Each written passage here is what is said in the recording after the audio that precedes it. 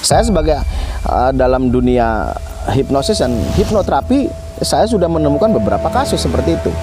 Seperti lesbi aja, saya menemukan dalam 1 tahun ini 4 orang yang niat ingin sembuh dan dihipnoterapi. Udah kawin. Hanya ada yang 2, ada yang 3 kali terapi itu. Alhamdulillah, karena dia niat, kekuatan niat dan dibarengi dengan keimanan. Jadi cepat sembuh. Yang laki-lakinya berapa? 5 atau 6? 6 yang mengurus jenazah.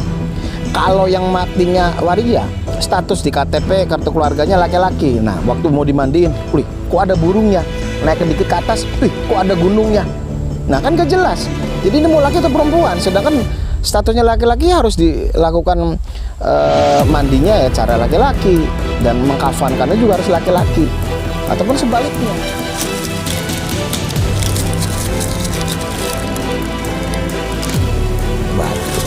Batu. Iya, Pak. Oke.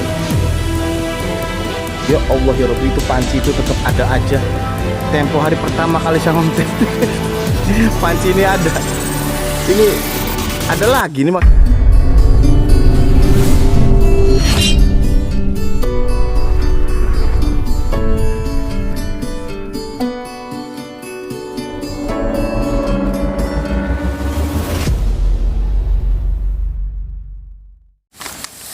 Assalamualaikum warahmatullahi wabarakatuh.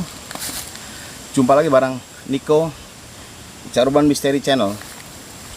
Sudah beberapa waktu saya tidak konten di tempat-tempat yang bisa dikatakan mengandung unsur sejarah, wingit ataupun angker ya istilahnya. Dan saat ini saya masih berada di kawasan Kampung Benda Kerep yang memang banyak aktivitas saya juga berada di kampung ini. Tepatnya di Kampung Lebak Ngok Benda Kerep.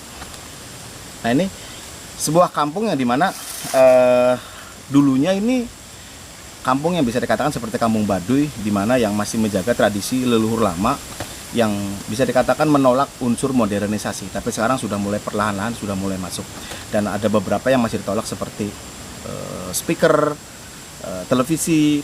Untuk masyarakat di sini belum boleh. Oke.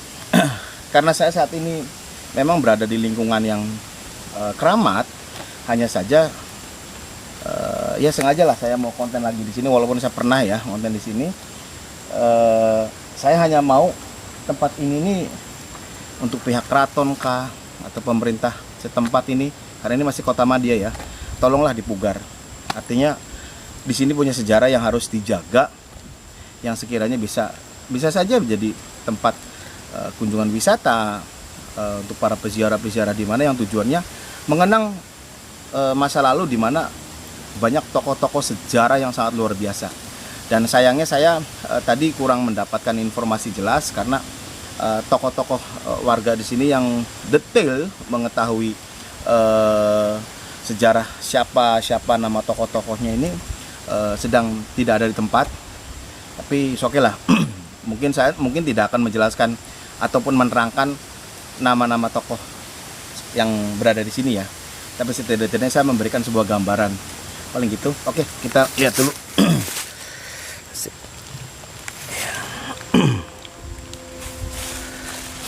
Oke, ini kita sebelum masuk, saya ditemani oleh salah satu warga di sini. Ini ada Syarif dan ada Bocil ya, menemani saya. Oke, kalau Syarif ini kan warga sini. Oke, Bismillahirrahmanirrahim. Assalamualaikum. Nah, kita sama-sama lihat. Wow, udah merinding langsung. Wih, ada pohon yang tumbang ya? Ada pohon tumbang. Ini makamnya panjang. Nah, ini betul kan pohon benda ya? Benda tuh yang mana kan, Farid? Nah, kalau Kampung Benda Kerep itu sebetulnya nama pohon ya. Pohonnya namanya benda karena pohonnya banyak, rapat, akhirnya disebutnya benda kerep, pohon benda yang rapat. Tuh, Masya Allah. Assalamualaikum. Nah, ini makamnya panjang sekali ya. Untuk detail namanya saya belum berani asal sebut ya, takut salah. Ini makamnya panjang sekali. Sebelumnya keliling dulu ya.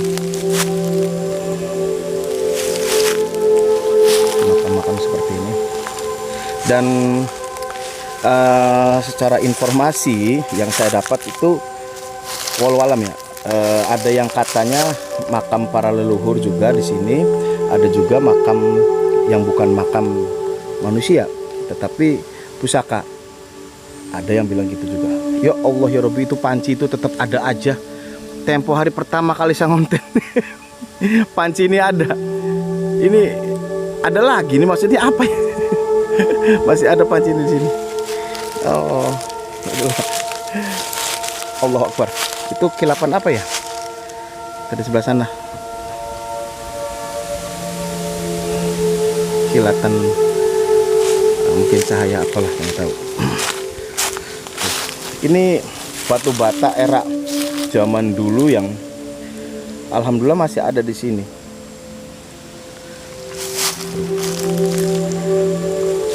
Ada juga kesan keraton lama atau gimana ya, saya kurang paham. Ada sebutan salah satu warga di sini itu dulunya ada keraton lama. Nah, keraton lama itu lama apa maksudnya? Atau memang bisa jadi ini memang bangunan yang dulunya berdiri ya, karena kalau untuk jejaknya ininya kan ada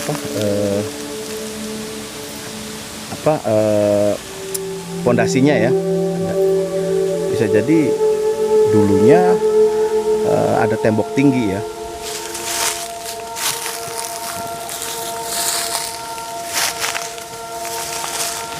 Ini hanya saja sayang sekali tidak ada perhatian. Ya, sebelumnya yuk kita sama-sama kenal Al-Fatihah buat yang ada di sini. Ini pas tengah malam ya. Auzubillahi minasyaitonir rajim. Wabil khususan buat yang ada di sini semua, para ahli kubur semua ada di sini semua. Bismillahirrahmanirrahim. Al-Fatihah. Auzubillahi minasyaitonir rajim. Bismillahirrahmanirrahim. Alhamdulillahirabbil alamin. Arrahmanirrahim. Iyyaka na'budu wa iyyaka nasta'in. Shiratal ladzina an'amta 'alaihim. Oke. Nah, kalau makamnya detailnya seperti ini ya tuh. Set, ini biar lebih detailnya. Hanya batu-batuan ya. Kalau di zaman era purba ya, megalitikum atau apa ya, biasanya kan ditumpuk-tumpuk batu untuk makam gitu ya. Nah, ini juga bisa dikatakan hampir sama ya. Jadi ada bebatuan yang mengisi di atasnya, menumpuk. Hanya saja kurang terawat. Andai kata pihak keraton gitu ya, yang di Cirebon ya, entah Keraton Kanoman, Kecirebonan atau Kasepuhan gitu ya, memugar tempat ini kayaknya akan lebih baik gitu. Di samping menjaga sejarahnya yang luar biasa nih. Kita harus menghormati para leluhur. Oke.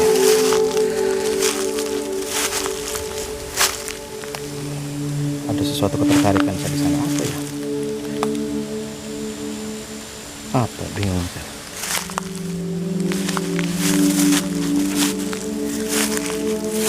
Tapi ini tinggi banget itu. Kalau makamnya hanya sebatas, nah di situ ya.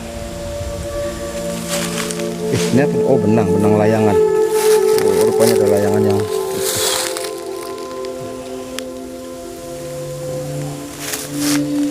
sayang ini kan banyak pohon-pohon daun-daun kering ini.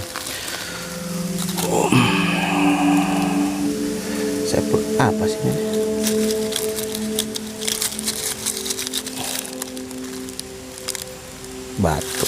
Batu. Iya, batu. Apa ini? Beb, ada batu apa nih?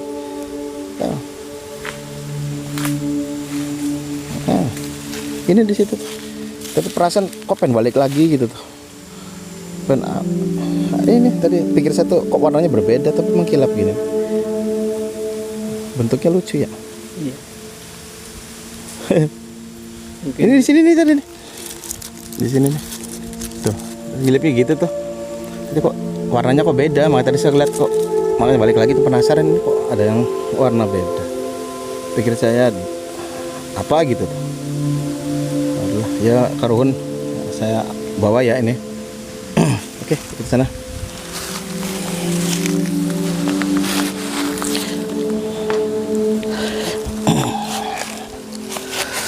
Oke, kali ini sebetulnya ngeri-ngeri sedap ya. Ngeri-ngeri sedapnya ini adalah saya agak kesulitan untuk memasuki tempat-tempat yang khusus, yang dalam arti khusus ini angker katanya. Di samping itu saya ingin mengulas tentang keangkerannya gitu.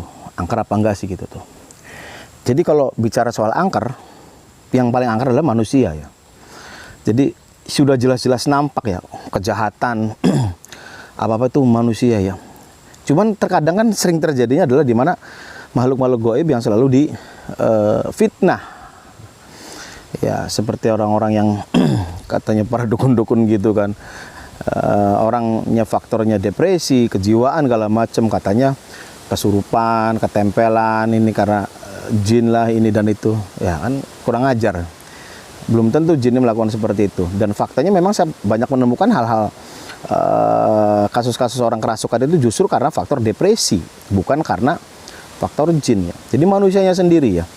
Nah, kalau tujuan saya ke sini harapannya tadi ya, seperti yang saya katakan tadi di awal-awal, bahwasannya hanya berharap bisa dipugar. Kalau saya orang berduit, yang duitnya meteran, saya beresin di sini. Saya bagusin tempat ini karena ada sejarah yang luar biasa sekali. Cuman ini unik aja nemu batu gini nih. Nggak taunya batu, pikir saya apalah gitu. Nah, makam di sini nih sebetulnya menjadi sebuah pertanda di mana sejarah nenek moyang dulu pada masa lampau itu ya. Para waliullah lalu para pejuang-pejuang dulu jika dicari oleh tentara kompeni ya Belanda ataupun Jepang, kalau sudah lari ke kampung ini para kompeni ataupun tentara Jepang itu nggak bisa menemukan. Jadi bisa deh baca di Google tentang kampung benda kerep. Nah, nanti banyak penjelasan-penjelasan yang lebih konkret. Satu hal lagi, di sini para leluhur yang dulu berjuang membela nusa dan bangsa ya, dan juga membela agama juga ya, dan syiar agama pastinya, ya sampai ya mengorbankan nyawa. Perjuangan yang luar biasa. Tetapi setelah negeri ini merdeka, sekarang masalah baru terus timbul ya. Nah, terutama yang belum lama terjadi 5 hari yang lalu itu di Monas itu, Masya Allah. Mereka mengatakan sebuah komunitas bisa dikatakan, karena kelompok banyak ya. Karena banyak ya katakanlah kelompok komunitas itu yang mengadakan sebuah program acara Women March. Hancurkan patriarki. Hancurkan patriarki. Negara jangan abai, negara jangan lalai. Ingat, masih banyak kebutuhan kawan-kawan disabilitas. Yang bertajuk membela hak-hak wanita, lalu biar suara perempuan atau apa biar bisa didengar ataupun bisa diterapkan ya. Cuman akan lebih baik kalau bisa masuk ke partai ya. Ya kan banyak partai. Jadi untuk untuk segala aspirasinya insya Allah bisa direalisasikan. Kalau non partai mungkin ya nggak tahu juga ya. Nah, karena saya nggak ngerti orang dunia politik itulah, nggak ngerti. Cuman sayangnya lagi nih, pada saat orasi-orasi yang ada di sana, kok kenapa sih ada kata-kata dari kelompok itu ya, minta setarakan masalah gender ya, satu itu. Lalu yang mengorasikan itu laki-laki yang berbusana wanita. Udah gitu ada aksi-aksi teatrikal seperti tarian-tarian gimana itu yang dilakukan oleh kaum laki-laki yang berpakaian wanita juga, yaitu waria.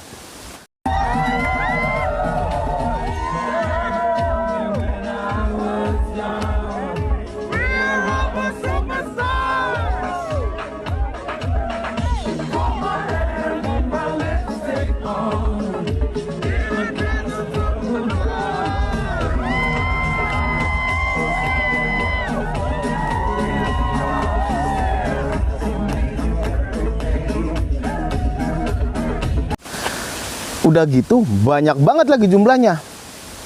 Nah, akhirnya yang lebih mirisnya adalah apa? Bendera warna pelangi, dan juga yang besar yang kecil ya, di antara kelompok itu ada yang memegang bendera-bendera kecil yang berwarna pelangi. Itu kan udah jelas simbolnya LGBT gitu. Jadi kan ngeri banget, sampai sudah berani sekali untuk mengikrarkan diri muncul ke halayak publik gitu kan. Sampai ada kata-kata tadi mensetarakan gender. Ini Indonesia, bro. Artinya nggak bisa seperti itu gitu. Ini bukan Jerman, ini bukan di mana, di Thailand gitu kan. Atau ingin ikutan seperti yang ada di Taiwan yang belum lama ini gitu. Mereka demo yang ingin minta dilegalkan mengenai pernikahan sejenis gitu kan. Wih, nggak bisa. Ini Indonesia, para ulamanya kuat. Para ulama dan pemuka-pemuka agamanya kuat. Dari mulai Islam, Kristen, Hindu, Buddha, kuat semua. Beda dengan di negara lain. Kalau negara lain ada Thailand nih terutama yang memang sudah melegalkan semua LGBT segala macam ya. Bahkan prostitusi saja itu dibebaskan. Jadi tempatnya PSK, tempatnya orang cari waria, ya tempatnya. Jadi yang urusan yang sejenis juga ya tempatnya di sana. Tapi dilegalkan gitu tuh. Di Jerman pernikahan sejenis itu udah sering kali ya, mungkin kita lihat postingan-postingan, bahkan ada juga beberapa warga Indonesia yang sampai tinggal di sana yang notabene-nya LGBT hanya demi mendapatkan kenyamanan dan kebebasan dalam urusan itu ya, tinggal serumah, bahkan mereka hidup seperti suami istri gitu ya. Yang masalahnya sebetulnya bukan agamanya ya. Kalau agamanya sudah jelas melarang, mau dari ujung dunia sampai ke ujung lagi gitu kan. Yang salah ini ya karena pemuka-pemuka agama di negara sana dan di negara Indonesia berbeda. Jadi kalau di Indonesia yang ini urusannya bisa repot nih, ada PA 212. Kalau kita berbicara ormas Islam ya. Kalau dulu ada yang dikenal FPI segala macam, ada juga ormas lain-lain banyak. Di sini juga ada Banser, ada dari NU-nya juga ada gitu. Jadi kalau itu para komunitas-komunitas itu bisa berurusan, ya urusannya panjang gitu kan. Di sini banyak ormas-ormas Islam yang betul-betul membela agama. Belum lagi kalau nanti dari ormas agama dari Kristen, Hindu, Buddha kalau turun langsung bersatu, wah repot kan gitu. Nah, kenapa saya bilang pemuka agama di negara lain itu lemah? Ya jelas lemah karena tidak seperti di Indonesia ya, aktivitas dakwahnya atau apa itu berbeda banget ya. Jadi akhirnya negara-negara seperti di Thailand ataupun di Jerman itu akhirnya mendapatkan sebuah kelemahan ya, kelemahan yang sangat lemah sekali, di mana para perilaku LGBT itu akhirnya ya nggak ada yang memblok ataupun ngerem. Jadi ada yang misalkan pasangan yang LGBT gitu kan, nggak ada yang menegur, mengingatkan ataupun melarang, nggak ada. Sampai akhirnya berkembang biak banyak. Nah lalu di sana kan sistem kebangsaan itu kan apa? Memegang sistem liberal ya, kebebasan ya. Nah kalau udah masalah kebebasan, bicara kebebasan, lalu ini tambah lagi satu lagi HAM, hak asasi manusia. Jadi kalau udah larinya ke situ, nah udah deh. Nah akhirnya di sana dilegalkan. Nah itu memang hak-hak mereka ya. Tapi kalau dikaitkan dengan agama udah pasti dilarang dan nggak boleh. Ya walaupun nanti ujungnya udahlah orang-orang para kaum LGBT kan jangan menghakimi para kaum LGBT gitu kan. Karena kalau yang menghakiminya masih manusia gimana lah, karena bukan Tuhan lah intinya. Jadi mereka akan membuat pola-pola pemikiran dia sendiri gitu tuh. Yang seolah-olah biar udah bebaskan aja mereka. Nggak bisa dong. Nah satu hal lagi, untuk masalah di Monas itu para kaum yang mengatasnamakan acaranya Women March tadi ya gitu tuh. Di satu sisi ini nih aparat hukum kecolongan, jelas kecolongan ya. Mungkin izinnya hanya melakukan long march yang sifatnya aksi damai mungkin gitu ya. Tetapi pihak aparat tidak mengetahui bahwa di acara tersebut mendompleng para kaum-kaum itu yang, atau bisa jadi memang program acara itu memang semuanya orang-orang pendukung LGBT gitu tuh. Bisa jadi gitu kan. Karena emang belak-belakan banget. Jadi kalau nggak mau dibilang itu kelompok yang dari golongan kaum LGBT, ya tolong deh nggak usah tunjukin bendera-bendera pelangi gitu deh. Itu kan udah jelas simbol-simbol LGBT.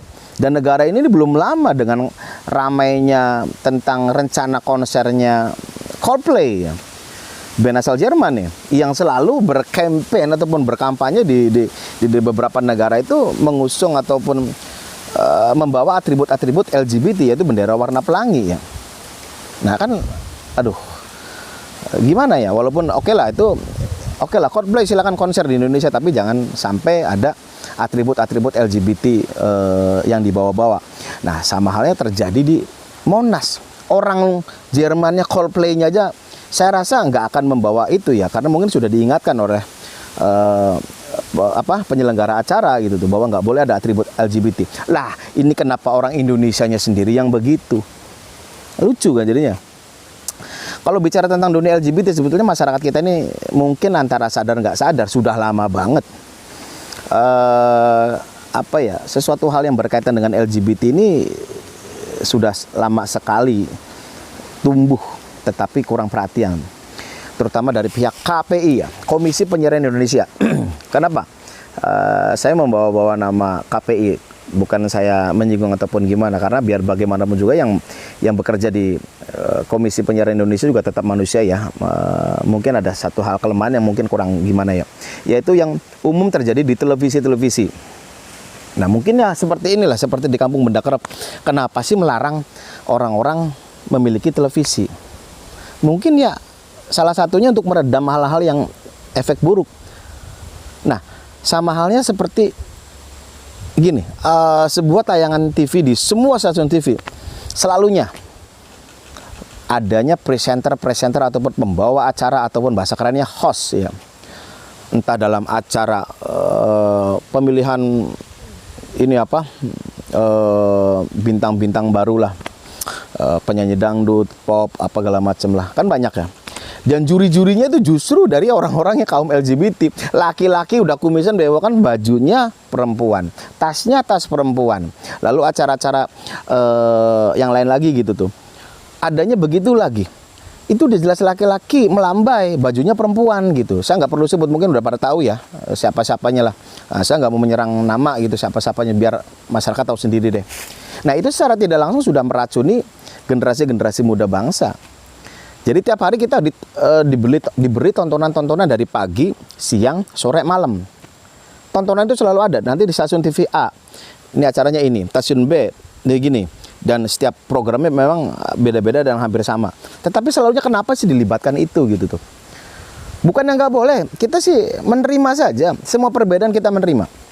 Karena ini NKRI ya. Bangsa ini terdiri dari banyak suku. Ya agama, tradisi dan budaya udah jelas-jelas Indonesia tempatnya. Tetapi yang kita tolak adalah perilakunya ya. Mohon maaf, perilaku LGBT ini nggak bisa di Indonesia, nggak bisa. Dan sangat-sangat tabu. Dan kalau kita, saya sebagai orang agama Islam, ini Masya Allah, ini suatu hal perilaku yang sangat mengandung dosa yang sangat luar biasa. Jadi yang mau tahu lagi, generasi muda mungkin belum tahu, coba deh buka YouTube, buka di Google, era zamannya Nabi Lut, tentang kaum Sodom, era Nabi Lut, itu Masya Allah akan diterangkan semua. Dan bagaimana Allah menjatuhkan azab bagi para kaum LGBT ya. Kalau yang dulu lesbi dan gay atau homo lebih cenderungnya gitu, lebih banyaknya. Tapi sekarang ngeri kan? Ngerinya adalah apa? Misalnya satu contoh, laki-laki sukanya sama laki-laki, itu udah umum, itu homo ya. Perempuan sama perempuan itu lesbi. Nah ini ada lagi laki-laki nggak suka sama laki-lakinya, nggak suka sama perempuan, tapi sukanya sama waria. Ada loh. Saya sebagai dalam dunia hipnosis dan hipnoterapi, saya sudah menemukan beberapa kasus seperti itu. Seperti lesbi aja, saya menemukan dalam 1 tahun ini 4 orang yang niat ingin sembuh dan dihipnoterapi. Udah kawin. Hanya ada yang 2, ada yang 3 kali terapi itu. Alhamdulillah, karena dia niat, kekuatan niat dan dibarengi dengan keimanan. Jadi cepat sembuh. Yang laki-lakinya berapa? 5 atau 6? 6. kurang lebih 6. Itu juga menghubungi saya dan minta diterapi segala macam, ya mau normal gitu. Ada diantaranya udah kena penyakit gonore ya, sipilis atau raja singa gitu kan. Dia takut jangan sampai jauh ke HIV atau AIDS segala macam, lalu dia mendapatkan hidayah. Ada yang seperti itu, ada yang karena ya dia baca-baca tentang pengetahuan keagamaan sampai ke sejarahnya era Nabi Lut dulu gitu. Ya, alhamdulillah itu berarti sudah mendapatkan sebuah hidayah dan akhirnya diperkuat keimanannya. Ya akhirnya alhamdulillah dia bisa normal. Nah, ada lagi saya menemukan di mana seseorang yang suka, ini laki-laki yang suka sama waria. Dia punya istri, bahkan punya anak. Tetapi untuk penyimpangan seksualnya ini luar biasa ya. Dia lebih cenderung lebih bisa gimana itu hanya kepada waria. Bahkan per 2 bulan sekali dia menganggarkan biaya antara sekitar 10 juta itu untuk pergi ke Thailand per 2 bulan sekali. Pengakuan dia seperti itu dan bahkan sudah berjalan agak lama. Hanya ingin eksplor seksual dengan para waria yang di Thailand, karena di Thailand kan warianya cantik-cantik ya, sudah hampir seperti perempuan. Dan ini adalah orang yang bermasalah dengan hanya suka dengan laki-laki yang berdandan ala wanita sampai cantik. Tetapi kalau ketemu sama laki-laki yang gaynya lagi, dia tidak ada rasa nafsu. Nah ini kan sebuah penyakit kejiwaan yang luar biasa ya. Jadi bisa dikatakan LGBT ini memang faktor kejiwaan. Walaupun semua faktor kejiwaan atau apa yang sifatnya negatif ya, semua manusia punya perilaku buruk. Apa itu memang itu udah masuk ke kategori kejiwaan ya, dimana orang itu tidak bisa mengendalikan faktor-faktor kejiwaannya tadi. Misalkan banyak orang-orang yang suka onani, kebiasaan buruknya, bahkan dia bisa melakukan tiap hari segala macam. Nah itu perilaku yang nggak sehat, perilaku yang nggak bisa terus-terusan begitu, entah laki dan perempuan lah. Lalu perilaku lain-lainnya juga. Bahkan yang sekarang makin marak karena sekarang dunia medsos ya, di mana CCTV banyak tersebar ya, perilaku orang yang memamerkan alat kelaminnya di halayak ramai, ingin dilihat oleh orang gitu. Lalu orang yang mencuri pakaian dalam wanita dan hanya untuk dijadikan koleksi dan menjadi bahan orientasi seksualnya dia gitu kan. Nah itu faktor-faktor kejiwaan dan semua itu hanya bisa dikendalikan oleh kemana pikiran kita ya, dan diperkuat lagi oleh keimanan. Nah ini suatu hal yang akan menjadi masalah di era zaman sekarang dan mendatang. Untuk masalah di televisi oke lah. Sekarang KPI saya sudah membaca ada sebuah di mana KPI sudah melarang untuk para presenter itu yang para kaum LGBT dilarang untuk berpakaian ya yang tidak layaknya laki-laki ya. Karena mungkin kalau perempuan pakai jeans, pakai t-shirt mungkin oke lah, masih perempuan gitu. Tapi yang ini laki-laki spillnya perempuan ya. Nah, itu sudah melarang. Tetapi mungkin karena masih ada terikat kontrak atau apa, akhirnya stasiun TV masih menggunakannya. Dan memang tokohnya juga tokoh memang terkenal gitu ya. Dan maaf, saya bukan menyerang orangnya ya, hanya menyerang perilakunya. Jadi biar jangan salah paham ya. Biar bagaimanapun juga saya punya anak, punya keponakan, punya saudara, punya ya anaknya teman segala macam. Saya nggak mau dan saya nggak mau nanti perkembangan mereka diracuni dengan hal-hal seperti itu. Saya bilang racun ya, ya jelas racun. Dan lagian juga kenapa sih harus pakai pakaian perempuan gitu? Kamu tuh laki-laki gitu, seolah-olah seperti itu kan? Bukan seolah-olah bang, ya. Saya nggak mau nanti adanya lagi di mana kejadian-kejadian anak laki-laki usia 5 tahun, 10 tahun tiba-tiba mencoba sandal selop ibunya, lalu mencoba alat-alat make up ibunya, bahkan baju ibunya. Itu kalau anak laki-laki sudah coba-coba seperti itu, orang tuanya mengetahui, stop, jangan sampai dibiarkan. Artinya harus segera diberi tindak dan diberi edukasi. Karena edukasi itu sangat penting dan yang terdekat adalah lingkungan keluarga, yaitu orang tua. Bagaimana kita mengedukasikan pemahaman kepada anak-anak. Paling itu. Nah, saya ingatkan untuk para kaum LGBT, udahlah, jangan berpikirnya sekarang masih asik, enjoy, segala macem. Lalu karena masih muda ya. Usia nggak selamanya muda. Setiap detik usia kita selalu bertambah, setiap detik loh. Kita nggak akan pernah tahu kapan kita akan mati. Nah, kalau yang mohon maaf ini saya ingatkan untuk yang para waria misalkan gitu. udahlah, kita jangan mengelola pikiran kitanya, oh perempuan lalu melambai dipaksakan. Kalau kita pikiran kitanya, mindset pikiran kitanya ya, udah hipnotis sendiri aja. Aku nih laki-laki, aku nggak boleh melambai begini. Aku nggak boleh begini. Udah berusaha untuk kekar, belajar. Nggak lama, insya Allah akan jadi bener-bener normal. Jangan sampai ada lagi yang waria-waria yang memaksakan diri menyuntik payudaranya gitu kan, pakai silikon segala macem. Jangan sampai nanti bikin bingung apa di saat mati, bikin bingung orang banyak, terutama lebih yang mengurus jenazah. Kalau yang matinya waria, status di KTP kartu keluarganya laki-laki. Nah, waktu mau dimandiin, wih, kok ada burungnya? Naik sedikit ke atas, wih, kok ada gunungnya? Nah, kan gak jelas. Jadi ini mau laki atau perempuan, sedangkan statusnya laki-laki harus dilakukan mandinya ya cara laki-laki, dan mengkafankannya juga harus laki-laki, ataupun sebaliknya. Nah, misalkan kalau yang ininya udah kekeh maunya wanita aja, padahal statusnya dilahirkan laki-laki, diurusnya secara perempuan. Yang mau mandiin jenazahnya juga ya nggak mau, ada burungnya misalkan gitu. Ya, jadi kan gimana gitu tuh. Lalu proses pemakamannya juga kan mau gimana gitu. Jadi udah jangan bikin ribet gitu ya. Kenapa saya bilang jangan bikin ribet? Yang bikin ribet adalah diri kita sendiri. Apapun ya biar bagaimana kita harus bisa mengendalikan. Dan mungkin para kaum LGBT akan mengatakan, wah kamu aja nggak ngerasain. Oh kamu nggak ngerasain begini dan begitu. Kamu nggak tahu gini-gini. Hei, enggak gitu. Yang bikin kalian ini menjadi makin kuat persatuannya, makin bebas segala macam. Ya memang sekarang medsos sudah sangat mudah sekali untuk kalian menemukan pasangan gitu. Dan kalian terlena dengan, ya kalau udah ketemu kan, ya saya nggak perlu cerita. Kalian asik dengan dunia kamu. Nah, tanpa disadari di situ tuh, masya Allah. Ya bukan hanya penyakit aja, tapi yang lain-lain lah itu, masya Allah. Terutama kalau kita orang beragama, tahu diri lah. Dan saya nggak bisa mengatakan itu dosa besar, dosa kecil, atau dosa sedang, nggak bisa. Dan hanya Allah yang paling tahu ya. Karena itu memang rahasia Allah. Tapi yang jelas Allah sudah melarang dan melaknat ya. Jadi kalau udah melarang dan melaknat, masya Allah. Jadi kita berusaha aja deh, jangan sampai api neraka ini akan menyentuh tubuh kita ya. Bahkan satu helai rambut kita di saat nanti kita sudah berpulang ke sana ya. Jadi kita harus benar-benar berpikir ke arah sana. Hidup kita hanya sementara.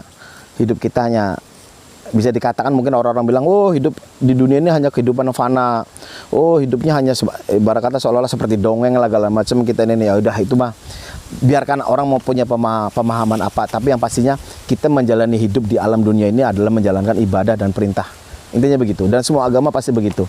Ingat ya, Islam, Kristen, Hindu, Buddha itu menolak ya. Nah jadi saya kesini juga, ini juga salah satu bentuk wujud cara penghormatan saya kepada beliau-beliau, karena beliau-beliau adalah tokoh-tokoh pejuang, seperti tokoh-tokoh pahlawan-pahlawan di makam pahlawan lainnya gitu ya, memperjuangkan kemerdekaan. Nah, kalau di sini nggak hanya memperjuangkan kemerdekaan aja, tapi di mana syiar Islam, membela agama segala macam. Jadi di sini ini masih kuat banget untuk pendidikan agama, ini masih kuat, dan banyak pondok-pondok yang justru anak-anak santrinya itu belajar ilmu agama itu tidak dipungut biaya dan tidak dipaksakan, hei kamu iuran bulannya sekian-sekian, enggak. Jadi betul-betul agama, untuk belajar agama masih diutamakan.